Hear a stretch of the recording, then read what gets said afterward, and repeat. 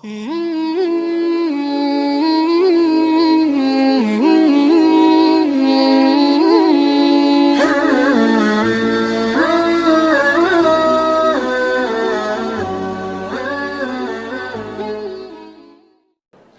bapak saudara-saudara sekalian, ini nasihat agama buat kedua mempelai. Bukan buat kita ini, tapi khusus kedua mempelai. Bukan nasihat dasat latif, tapi nasihat agama. Kalau dipegang insya Allah, bukan hanya bahagia di dunia, insya Allah kumpul di akhirat nanti bersama Rasulullah minum di telaga Al-Kautsar. Pertama, adinda berdua, nikah luruskan niat. Ini dulu. Kalau Anda menikah karena salah niat, maka siap-siap kecewa. Maka Nabi katakan, nikahilah seorang wanita atau nikahi seorang lelaki karena 4 hal. 1, kecantikannya. Penting cantik. Kenapa? Karena dia hampir 24 jam di depanmu. Baru pulang, dia lagi. Mau tidur, dia lagi. Sarapan, dia lagi.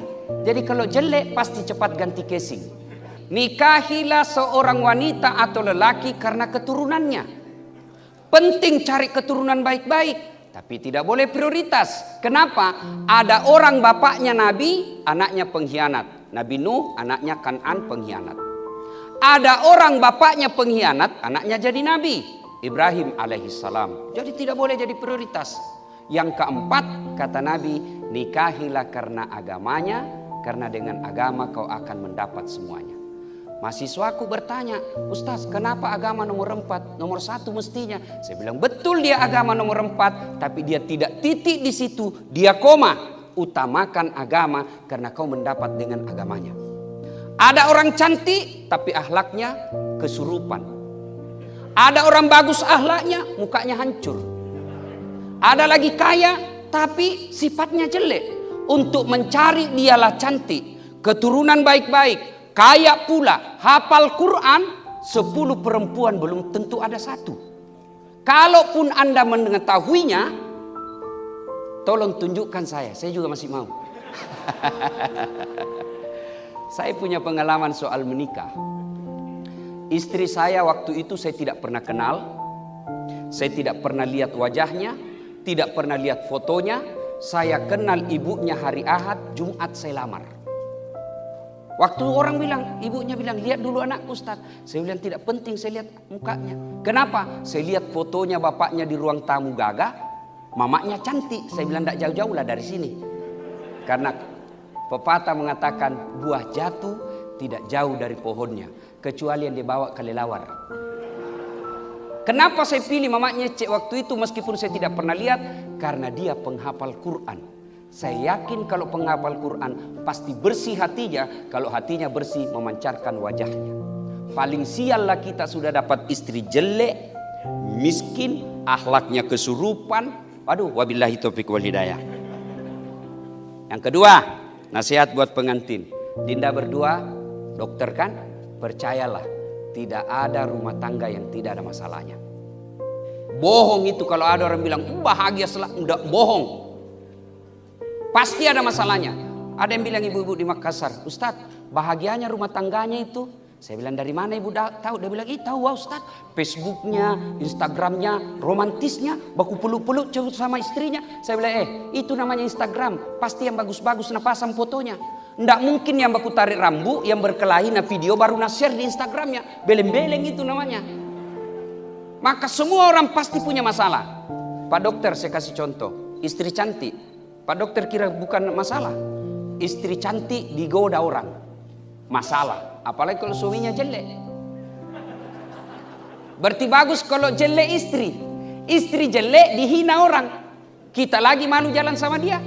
Duluan aja dek, nanti di gedung kita ketemu. Pas sampai di gedung dia telepon, mana kok pak? Enggak jadi, saya menceret. Istri jelek masalah, istri cantik masalah. Berarti bagus kalau tidak ada istri. Lebih masalah lagi. Makanya ada orang begitu meninggal istrinya, kawin lagi. Tapi jarang saya lihat perempuan meninggal suaminya kawin lagi. Bahkan perempuan biasa kalau meninggal suaminya ada yang sampai pingsan karena cintanya kepada suaminya. Tapi saya tidak pernah melihat ada laki-laki yang pingsan karena meninggal istrinya. Ya. Nah, semua orang punya masalah. Coba lihat adek, perjalanannya Pak Dokter dengan kekasihnya yang jadi istrinya sekarang. Dulu apa masalahnya? Mau disuka sama itu, Mbak Dela. Mbak Dela. Sudah disuka, selesai masalahnya, mau dilamar. Sudah dilamar, selesai dilamar, diterima atau tidak? Sudah diterima, ada lagi budaya orang Bugis, ada namanya wampanai dan lain-lain sebagainya. Sudah diterima, penentuan harinya lagi. Sudah lagi diterima, hotelnya lagi. Sudah akad nikah seperti ini, selesai masalah. Mau lagi punya anak. Sudah punya anak, selesai masalah, mau punya rumah. Tidak akan pernah selesai masalah. Semua orang punya masalah. Anggota dewan, banyak masalahnya juga. Menepati janji-janji kampanye. Banyak sekali masalah. Ustadz, Bapak pikir Ustadz tidak ada masalah rumah tangga? Sekarang banyak sekali masalahku setelah banyak viral videoku. Kenapa? Banyak janda-janda yang curhat. Pura-pura pertama curhat. Ustadz, saya ada masalah Ustadz. Lama-lama dia bilang, Ustadz, saya butuh imam dalam hidupku Ustadz. Saya bilang, mohon maaf ibu, saya bukan imam, saya khotib. Ibu bapak saudara-saudara sekalian, jangankan Anda yang hidup zaman milenial, dokter, Nabi saja punya masalah. Nabi, kurang apa Rasulullah? Allah persembahkan dunia dan isinya, kata Allah. Benengetan dia sabai kau Muhammad de upan caji linoi. Andai bukan karena engkau Muhammad, saya tidak ciptakan ini dunia dan isinya. Persembahan Allah kepada Nabi, dunia. Tapi apa Nabi tidak punya masalah dalam rumah tangga? Beliau difitnah dalam masyarakat. Bukan cuma difitnah, kalau kita cuma dibuli. Bukan dibuli, Nabi diusir dari tanah kelahirannya. Siapa yang ngusir? Pamannya sendiri. Dalam kesetiaan, Nabi pernah diuji. Fitnah Aisyah di Madinah selingkuh. Itu Nabi, apalagi kita. Maka pasti ada masalah. Bedanya, Nabi kalau ada masalahnya, dia tidak curhat di medsos. Nabi, Al-Quran mengatakan, Das'ad, Pak Dokter, Adelia, Mas Dana, ada masalahmu, kau dokter spesialis dulu. Kau punya klinik dulu, tidak. Das'ad ada masalahmu, kau profesor dulu, tidak. Allah cuma minta, ista'inu bisabri wassalah. Sabar kau, perbaiki solatmu, saya yang selesaikan itu masalahmu. Itu janji Allah, bukan janji caleg. Kalau Allah yang janji pasti. Apa rumusnya? Dua aja. Sabar, perbaiki solatmu. Bapak ibu yang hadir di tempat ini, demi Allah, biar bapak profesor doktor, biar bapak ulama, penghafal Quran, tapi tidak sabar, rumah tangga susah bahagia. Resep itu paling tinggi sabar. Saya bilang sama istriku, sama mamaku, dek nagaga kale pak disengel sabarai. Tidak ada mikala itu ilmu sabar. Biar kita hafal Quran, tinggi profesor doktor, kalau tidak sabar, susah menghadapi rumah tangga. Kenapa? Rumah tangga bukan menyatukan dua orang berbeda, tapi menyatukan dua keluarga. Dan ilmunya sabar. Tiba-tiba kita lihat istri tak suka ngomel, kelihatan semua aslinya. Sabar, maki mau dia apa? Ini takdir. Tiba-tiba batul ketawa. Kan biasa waktu masih pacaran enak ngomongnya. Hati-hati sayang. Abang sudah tidur. Jangan lupa ya bang. Makan coklat dulu bang. Salam sayang selalu. Itu dulu waktu dipacari.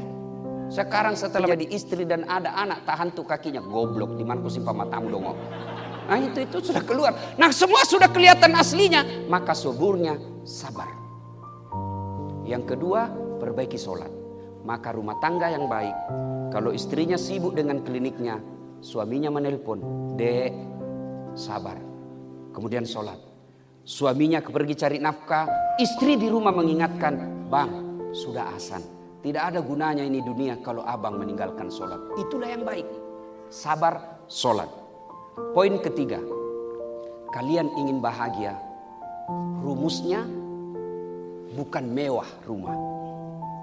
Kalau harta melimpah membuat bahagia rumah tangga, tidak ada orang kaya yang cerai. Kalau popularitas membuat orang bahagia, tidak ada artis yang mempermalukan di TV. Tapi resep kalau kalian mau bahagia, birrul walidain. Berbuat baiklah kepada kedua orang tuamu.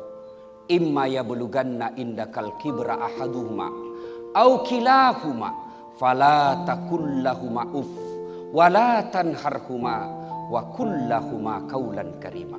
Secara garis besar, apabila kedua orang tuamu dalam pemeliharaanmu kelak, karena pasti beliau pensiun, pasti beliau tua, maka jangan sakiti mereka, jangan khianati mereka, jangan kau berkata ah kepadanya, ah saja dilarang. Wala tanharhuma wa kullahuma qaulan karima. Berkata-katalah dengan kata-kata yang mulia, bukan kata-kata yang baik, tapi kata-kata yang mulia. Adindaku berdua, saya sepanjang duduk, saya lihat semua tamu-tamu kehormatan. Ada menteri kurang lebih 3 orang. Ada tokoh-tokoh bidang hukum ada di sini. Politisi yang mengatur republik ini ada di sini.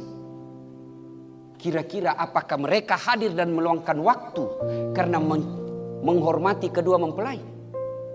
Bukan. Karena bapaknya yang mengundang, ibunya yang mengundang. Mana kalau kau mau undang saya? Belum tentu. Banyak orderan, bos. Tapi karena ini yang mengundang saya, Supriyansa, dan dia sebut bapaknya, siap sama-sama orang Pindrang. Apa? Kalau kedua mempelai, Adelia, Mas Dana, baru hari ini kita kenalan. Ini orang-orang yang hadir, orang-orang punya sibuk, tapi meluangkan waktu karena menghormati kedua orang tua. Itu dari acara. Lihat pula mewahnya ini. Luar biasa. Ini orang-orang terhormat, pengantin. Nih, Pak Ketua tadi, Ketua Golkar, Pak Menteri. Apa begini mewahnya waktu menikah dulu? Enggak bos, di kampung. Iya. Nah ini karena jasa ibu bapak. Bukan karena kalian dokter. Tapi ibu bapak berdua. Maka demi Allah, kau tidak akan mendapat bahagia dunia akhirat kalau kau menyakiti ibumu. Itu rumusnya. Kemudian yang ketiga, Bapak Ibu Saudara-saudara sekalian, yang perlu saya jelaskan, ini pengantin banyak sekali budaya Bugis, ya kan? Nah ibu bapak itu ada kue khas Sulawesi, namanya barongko, ya kan? Apa itu barongko yang bapak-bapak ada di dalam itu? Coba bapak lihat nanti. Dibungkus oleh daun dan isinya pisang. Apa itu barongko? Bahasa Bugisnya kalau dipanjangkan barakku mato laudoko. Artinya apa? Pisang di dalam, pembungkusnya daun pisang. Kita melihat kue-kue di toko, pembungkusnya daun, isinya ikan pepes. Tidak sesuai kan? Ini orang Bugis, apa yang ada dalam hatinya, itulah yang dia ucapkan. Apa yang dimiliki, itulah yang dipersembahkan. Maka wanita Bugis sangat mahal untuk diambil. Mana buktinya? Coba lihat budaya tadi. Coba lihat budaya tadi. Mau masuk, ada 7 lapis. Dan wanita Bugis terhormat. Coba lihat akad nikah mungkin budaya lain. Ketika ijab kabul sudah ada istrinya di sampingnya. Padahal belum halal. Perempuan Bugis nanti setelah bapaknya mengatakan, saya nikahkan engkau dengan anak gadisku tunai karena Allah. Sudah itu halal, ambil di kamarnya. Dan di mana diambil kalau perempuan Bugis? Di kamarnya bapaknya, tempat paling sakral dalam sebuah rumah tangga. Maka Pak Dokter, kalau mengkhianati istri, bukan cuma mengkhianati istrinya, tapi mengkhianati bapaknya dan keluarganya. Maka hati-hati kok.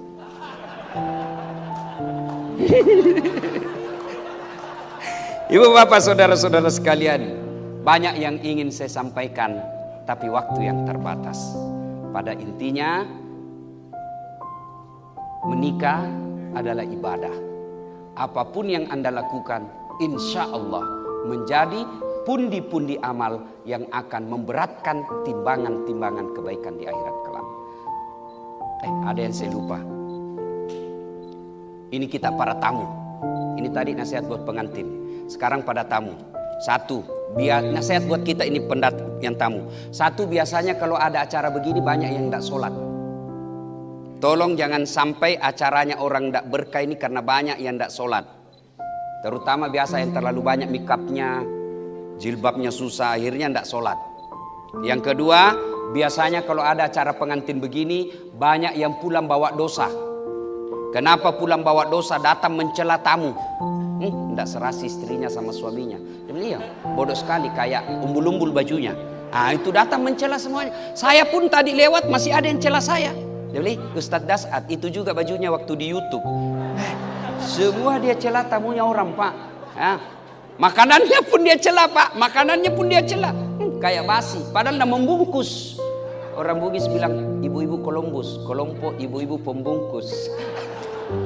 Tapi sekarang kita membungkus karena masa pandemi.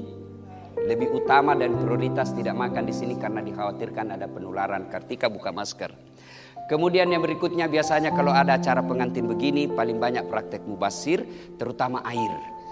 Biasa air belum habis kita buka lagi botol yang baru. Jangan sampai ada praktek mubasir begitu. Insyaallah. Dan terakhir sekali, adindaku Pak Dokter Mas Dana, besok kalau adinda marah jangan gampang bilang talak. Talak adalah kata yang tidak boleh dipermainkan.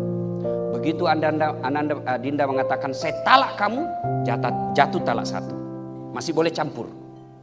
Kalau kau bilang saya talak kamu, 5 menit kemudian dari jauh kau bilang saya talak kamu, jatuh talak 2. Tidak boleh campur tanpa nikah ulang. Saya talak kamu, 5 menit saya talak betul kau. Naik dari talak tangan kau, ku talak betul mak kamu, jatuh talak 3.